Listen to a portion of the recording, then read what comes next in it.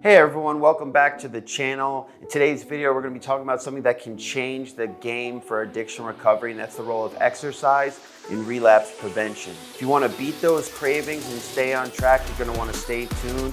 Let's get into it.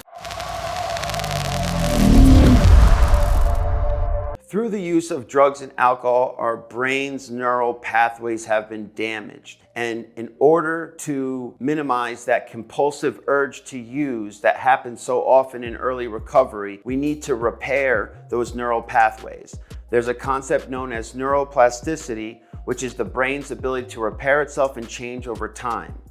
Through exercise, you'll be able to release feel-good chemicals, serotonin, dopamine, endorphins, and this will speed up your brain's ability to start producing those things naturally. Because while in active addiction, the only way we were getting those feel-good chemicals is through the use of drugs. You might be using cocaine, and that cocaine is letting off a dopamine response, a dopamine release, right? Or if we're using heroin or fentanyl these days, you're getting that dopamine from a drug instead of naturally from your brain. Through exercise, we can speed up that process, that brain repair process. You'll start releasing these natural feel-good chemicals, and you'll lower your incidence of relapse or chances of relapse, and significantly increase your chances of staying sober.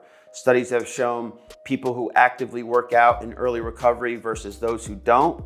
The ones who worked out regularly stayed sober 85% longer than the ones who didn't.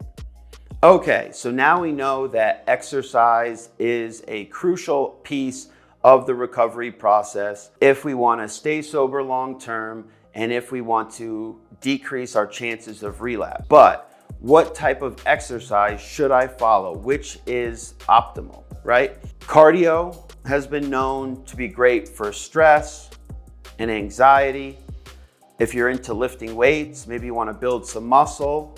You want to improve, that might improve your self-esteem, might help you, also can help with stress and anxiety as well. I know when I lift weights, when I'm finished in the gym, I feel relaxed, I feel good. So those are two simple options. If you like nature, you maybe don't like lifting weights and you don't want to run, maybe you can go to a park and go hiking or go for a walk around your neighborhood. Anything that you can do to stay active and do it regularly. If it's something that, try to find something that you actually enjoy doing. Exercise shouldn't be a chore. If you approach it in that way, I've seen plenty of people who look at exercise as a chore. They dread going to the gym. The whole time they're there, they're complaining and whatnot. Those people tend to not last very long, because who is going to do something over and over and over again that they do not enjoy? So try to find something that you enjoy doing. Go for a run, go to the gym and lift some weight, walk on the treadmill, walk around the neighborhood. I mean, anything to start being active will improve your chances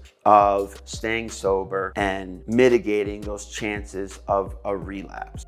The next step in developing your exercise plan should be setting small, achievable goals and gradually increase the intensity and duration over time. So let's just do a simple example of, okay, I'm gonna walk for 20 minutes around the block 3 days a week. You wouldn't want to go and do that. Okay, I did that 3 days a week. I walked for 20 minutes. And then the next week you say, well, you know what? That was pretty good. I'm going to walk 5 days a week for an hour. You want to slowly increase the intensity and duration of your workouts over time so you don't burn yourself out. You want to look at this as a long-term investment, something that you can do week in and week out. So if you're walking 3 days for 20 minutes, 3 days a week for 20 minutes, next week, maybe walk 4 days for 20 minutes. And then do that for 2 weeks, then maybe 5 days for 20 minutes. Small incremental changes, and make this a non-negotiable. Write it down exactly what days you want to go, schedule it in. If you write it down, there's a significantly higher chance that you will actually do it. And this should be a non-negotiable, and that's why you want to start small and gradually work your way into it. And over time, you'll be looking forward to those workouts. You just don't want to overdo it too soon, burn yourself out, and then never want to do it again. My last piece of advice in regards to setting up your plan is maybe think about exercising with a partner, maybe someone else who's in recovery, or they don't have to be, but a partner or a group. This adds a layer of accountability, further motivation, and also social support. I've had plenty of workout partners and we became best of friends, and because we worked out together almost every day and we talked to each other. So it was more than just going in and lifting weights. It was kind of like a bonding thing. And you know, when I worked as a personal trainer, I felt more like a therapist than a trainer most days, because a lot of people, you know, they go to the gym, they have the person they work out with, and while they're working out, they're talking and sharing things about their day and frustrations. And it could be a great form of social support. When I got really into running and wanted to run an ultra marathon, I joined a running group, and that was an amazing experience. I got to learn from people who were significantly more advanced than me. They really pushed me and were very supportive. So think about, you know, finding a friend, a relative, someone you know who also works out or who would like to get into working out, partner up with them. Or if you're into running, you can find a running group, or CrossFit gyms is basically that's like a big group training, or you could go and do classes somewhere in a group. That social support is really important in recovery as well. While exercise is an effective tool in relapse prevention, we have to remember it's just one piece of the recovery journey. We still need to build social supports like sponsors, other people in recovery, maybe a therapist, family, friends. You also want to develop healthy coping mechanisms, things that can help you to reduce stress and anxiety, like journaling, meditation, and practicing mindfulness. You also want to be practicing self-care, making sure you're getting enough sleep, you're eating right, you're taking care of yourself. For some people, therapy and medication can also be very helpful. If you need to process trauma or develop coping mechanisms, you can do that through therapy. And there's plenty of medications out there that can help with cravings or withdrawal symptoms. It's important to remember that everybody's journey through recovery is going to be different and unique.